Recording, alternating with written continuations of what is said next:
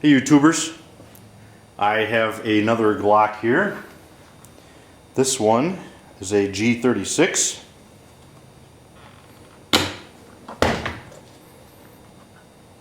It comes with 2 magazines, loader, brush, rod, all these standard goodies that you come to expect when you open a Glock.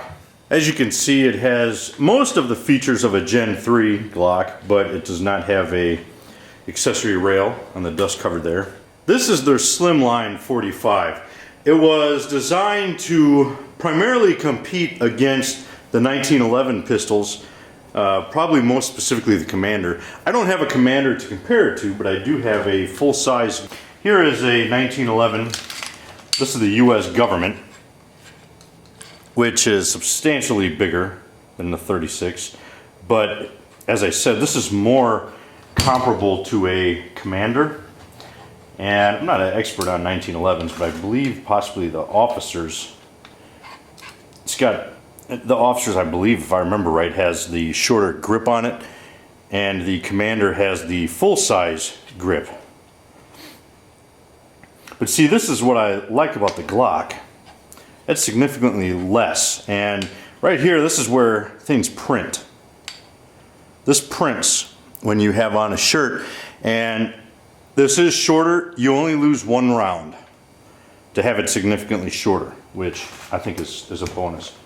Now, one thing you'll notice on here, and I'm going to show you this in a little bit, but right here, this is because the Glock has such a shorter bore access. If you were to put it down here and compare it like this, where your hand would meet, that's the difference. But if I raise it up so that they both have the same bore axis, here's the difference. And it's pretty substantial. Now, actually let me show you here. All right, here's the grip thickness. I don't have a lot of 45s, really just I have 2 1911s, and then I have this HK USP compact, which is pretty comparable in overall dimension, but once again, you have the higher bore axis because this is the USP is a hammer fired, so it makes a difference. And there they are. If you put the grip at the same position, that's the difference. This lower bore axis of the Glock makes for much less muzzle flip, which makes it easier to control, which helps you to get your follow-on shots on target. And when you look at this from the back, this USP is a monster compared to the back of the Glock. I mean, look at that. And once again, that's the difference in the striker fire versus the hammer. Now, one thing about this USP that's nice, the grips here are about the same length, but the USP holds 8 rounds. 36 only holds 6. But then again, look at the width of the grip too. The USP is a double stack. That 1911 was a single stack. This is classified as a single stack, but if you look closely at the G36, it's actually, the rounds do stagger just slightly, not much. Now this is what I've shot out of the Glock here. Some American Eagle 45 auto and some Federal Premium 230 grain Hydra Shock, which is some pretty sweet stuff. I would not want to meet this round right here in a dark alley. The dimensions on this, it's 6.96 inches long, 4.76 inches in height. The width is 1.1 inch. Now that's at the widest part, which I'm not sure where they measure, if it's down here or up here. That's the widest part. If you actually measure the slide, it's 1.001 inches, at least that's what I got. So it's right at 1 inch. Barrel height on this is 1.26 inches. The sight radius, 5.91 inches. The actual barrel length on this is 3.77 inches. Unloaded, it weighs 22.42 ounces. Loaded, 27 ounces. The trigger pull on here is 5.5 pounds. Trigger travel is 0.49 inches.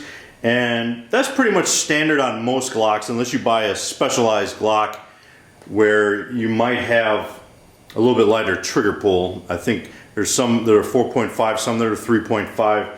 But in general, when they come out of the box, the standard weight is going to be 5.5 inches. And something else too, Glock has a really good trigger reset, and I say that again and again. It's an outstanding reset.